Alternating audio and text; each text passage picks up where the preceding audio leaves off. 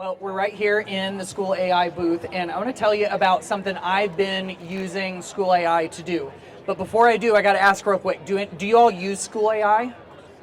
Okay, so I'm seeing some no's and everything. Okay, so if you're not familiar, School AI is an AI platform for teachers, and it's got a couple things that it does. One thing that it does is it's got teacher tools where if you need lesson plans or worksheets or student activities or whatever, you just put in a little bit of information about what you're looking for and it'll create it for you. And so the teacher tools are really, really nice. My favorite part, though, is the student side of it. So what you can do with School AI, it's this feature called Spaces. And so what you can do, and actually we're going to do some of this, and if you've got your phones, you're going to be able to play along here in just a second. But with Spaces, what you can do is you can set up a custom chatbot that students interact with to help work them through stuff that they're trying to learn. And what's really cool about it is that it's adaptive, so it figures out where the student is, and it answers their questions and all of that. And I've used it a ton myself. And one of the places I really, really like it is in the writing process. Because think about it. If you're working with students on writing, what happens? A lot of times they sit down and they get to work and everything. And sometimes if you have lots of students and they are very needy, have you read one of these classes before? Class that is very needy, and there's hands up all over the place. And you're trying to get around and you're trying to help them, and some of them are just waiting and waiting and waiting, and sometimes they wait so long that they have to do this because their arm gets tired, right? And eventually, if they could just get a little bit of help in the moment or get that immediate feedback in the moment. See, if we create a School AI space that gives them some of that immediate feedback and interacts with them right away, then they can get that and they can get right back to work, right? So I've seen this in a big way when it comes to student writing, and I wanted to show you what it looks like. And actually, we're going to do some of this all together. If you would like my slides, you can go here, ditch.link/School AI writing. And so this has got all of the slides. It's got the links to the chatbots that we're going to play with and everything. So feel free to snap a picture of that. If you know somebody that might like this, feel free to send it to them. It's not a super secret link. It's not this link will self-destruct in 10 seconds or 10 minutes or 10 days. Some people do those things, but not me. So anyway, feel free to hang on to those. Now, before we get into it, I wanted to touch on this sort of interesting place that we're in with AI. Have you all heard a whole bunch of presentations and content and stuff at TCEA about AI? It's like everybody's talking about AI these days. And if you're like me, I'm on this constant emotional roller coaster with what this means for education. Are you all with me on that? It's like I see the excitement and all of the possibilities and everything, but then there's also things that I see where, students are shortcutting their thinking, where they're outsourcing the learning to AI so that they don't end up doing it. We're kind of cutting down all the struggles. We're making all of the struggles go away. And we know that struggle is a part of learning, isn't it? And so we want students to be able to have some of that. So we really are sort of in a unique moment in the history of education where we're trying to figure out the place of where AI should be, where it shouldn't be, how we should use it, and how we shouldn't use it. And it's tricky, isn't it? Especially when we have all of these questions. Take a look at the screen and see if you have asked yourself any of these questions. This is the tricky stuff, right? How about this one? I'll tell you, I worked with a school district where they did a parent survey about AI, and that was the big concern. They're afraid that is it going to make my kids stupid? Is it going to cut down their ability to do critical thinking and to solve problems and stuff? And I got to say, I got 3 kids. I've got 2 of them in high school and 1 in college. I worry about the exact same thing, And I speak about AI, I use it in my class and everything, but it all has to do with how we use it. Should we stick to what works? If some of this stuff that we're using AI to do, if we're afraid of what the consequences might be, what if we just don't use it at all? Is that good? Should we go back to paper? What am I really preparing them for? How much is too much? How do I balance it? Does this all sound about right to you all? Seems like we have more questions than answers these days, And writing is in the crosshairs of this whole AI debate, isn't it? Because our large language models like ChatGPT and Google Gemini and all of those are so good at writing. Did any of you, the first time you used ChatGPT, did you look at it and you go, oh wow, this is incredible at writing? And then immediately the next thought is, oh no, what is this going to do with classwork? What is this going to do with student writing and everything, right? But the same stuff that we've loved writing for before is the same stuff that we love it for right now, right? It's a way for students to be able to show what they've learned. They're developing proficiency in communicating in English. It's a way to make their thinking visible. Whenever students write something for you and you know it's them, it's a way for us to peer inside of their heads, isn't it? And see what they're thinking and see what they know and everything. Demonstrate an argument to be known and to know other human beings. You share a little piece of yourself whenever you write something. Process and organize your thoughts and even develop your own voice and your own identity as a writer. And all that stuff is very human. And we want to keep the best parts of being human, right? But if AI is out there and it can shortcut all of this stuff, then what do we do, you know? This is the tricky thing for me, is that I look at all of these things that we love about writing. Number one, AI might be able to help with some of that stuff. Have you looked at any of these things and seen where an AI platform or responsible use of AI can help students make their thinking visible? Or to demonstrate a line of argument or any of this stuff? It's like we've seen that it's possible, but sometimes it doesn't, right? And the other thing I think we need to know is that students need some level of AI literacy, don't they? Have you all seen how fast AI has taken off in the last couple of years? And if we realize that it continues to grow, even if it doesn't grow at that speed, they've got to be able to know how to handle their business when it comes to AI. And so, you know, all of this sort of plays into it. So we're preparing students to maximize their humanity in an age of increasing AI. And so we got to ask these questions, like how do we balance it, right? And so I'm going to skip that. When it comes to writing, here's one of the things that I love, is that if we get this AI balance right with writing, we can do a couple of things. Number one, we can help them develop their writing skills. Number two, we can help them with their problem solving and critical thinking skills. And number three, we can make them more AI literate. You know what I mean by AI literate, right? Like knowing when to use it, when not to use it, how to be cautious and careful, and how to be responsible and all of that stuff. And I've seen it, and I want to show you an example. And so one of my favorite places to use AI in the writing process is in pre-writing. Let me just ask you all real quick. If you have a big idea and you want to try to like brainstorm and come up with ideas, have any of you ever asked ChatGPT or an AI app for help? Have any of you? Yeah. And I'm the same way, you know. But one of the things that I love to do is I love to brain dump my own ideas before I use AI. That's one of my big like AI literacy tips if you want to help kids to be prepared for AI and to, you know, to keep learning going, is human thinking before AI.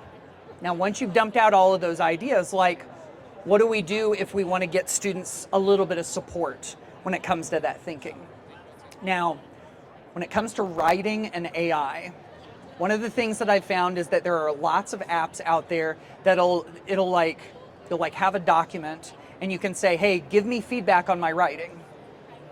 Well, that's kind of like skipping through all of the steps of the writing process, isn't it? Give me feedback on my writing. Well, what step are you on, you know? So I always like to narrow it down to individual steps. Sometimes people like to look for a tool and it's like, I want a tool that will provide my students feedback on their writing. And I'm going, no, I want a tool that will support them in their pre-writing. And then when we get to the next step of the writing process, I want a tool that will help them with that. So that's what I like. That's why I like using School AI spaces for this, where we're going to create a space just to work on pre-writing. And then we're going to create another space, another student chatbot, just to work on like our outline, so on and so forth, right? What do you guys see? Oh, is that what it is? That's okay. I was like, is there's probably like a great big mascot walking down or something, or I don't know, like LeVar Burton is walking down the hallway and yeah. Okay, so anyway. You guys are hilarious. I love it. What'd you say? We're just like you guys are. Yeah, that's right. You're just like your students. That's okay. That's okay. Yep. I had the other day I was in my Spanish class and I had one of our very popular subs just walked by the window of my class. And what do I got? 3 or 4 high school juniors. I'm like, guys, we're trying to learn here. Come on. So anyway, here's how I would approach the pre-writing phase. You could create a school AI space that just says, help my students through the pre-writing phase. Cool. And that's great and that's helpful and it's very specific. Here's one little twist that I've started doing that you're going to see in a second if you try one of these. I've started creating these little pre-writing spaces and giving them a big personality. So they're not just getting coaching from like a standard AI chatbot, you're instead getting coaching from Stanley, their curmudgeonly newspaper copy editor who doesn't take anybody's messy business. Or you're getting it from Captain Inkbeard who talks like a pirate. Or you're getting it from Zorplax9 who's from the future. Or if you don't want any of that, if you don't want any of the any of the big personality or anything, you could just go to the pre-write link. So if you've got your phone, I highly encourage you to pick one person that you can generate ideas with, type in the little link, and pull it up yourself. I'm going to do it on the screen here real quick too. I'll give you a second to type it in. And by the way, if you want to hang on to these links and use them again later, like I'm going to keep these open. So feel free to come back and play with them later if you want to. If you want to like snap a picture of those links. Okay, so I'm going to go to Stanley. I was a journalism major in college, and so I've interacted with human, real, curmudgeonly copy editors at newspapers before, so this is probably nothing new for me. Okay, you type in your name and you join the space. So one of the things that I love about the spaces in School AI is that, I've tried a whole bunch of them in a variety of the different platforms. The fact that School AI's spaces are able to do like deep thinking and stick with the line of thinking, like as far as some of the other ones get kind of shallow and sort of like superficial sometimes. School AI is able to keep like a line of thinking and go deep with it, which I think is really good. Okay, here's one thing that I think is nice, and it's another thing that's built into School AI that's really good, and that's guardrails. Have y'all heard this term before, guardrails? Guardrails are things that you, the teacher, or the app put in place to keep kids safe or to keep them on task. I've had to deal with this myself. Teaching high school Spanish, I've done some of these in my class before, and I had one kid, he was like, I'm going to try to convince the chatbot that 2 + 2 = 5. And I'm like, Louis, why don't you just do your work? Come on. He's like, nope, I'm going to do it. And so then what did the chatbot do? It had really good guardrails, and it's like, no, we're not going to talk about this. We're going to talk about Spanish. And so it just keeps kind of like redirecting. That's what guardrails are. So with this one, it's saying, by the way, before we know this is a learning activity, I'll be Stanley.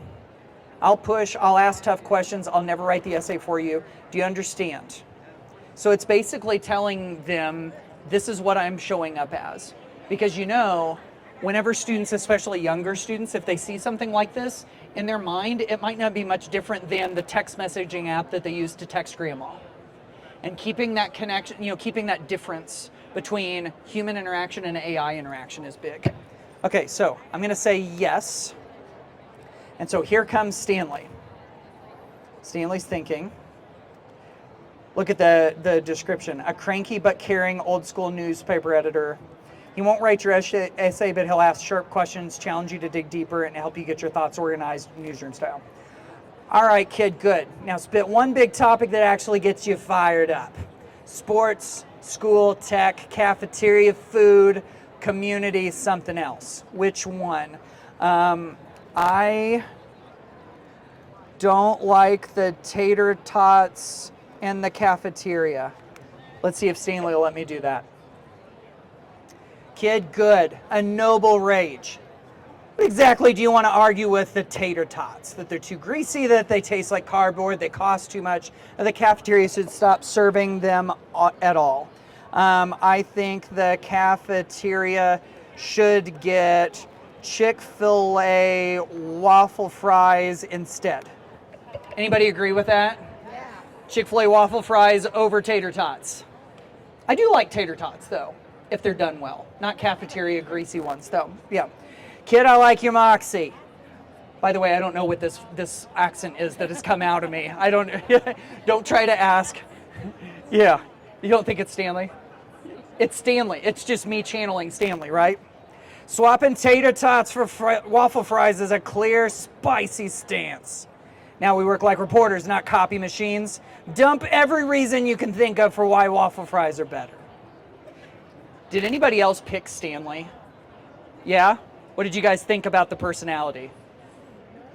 It's very crusty and curmudgeonly, isn't it? Did anybody pick somebody else? The pirate. The pirate, how was it?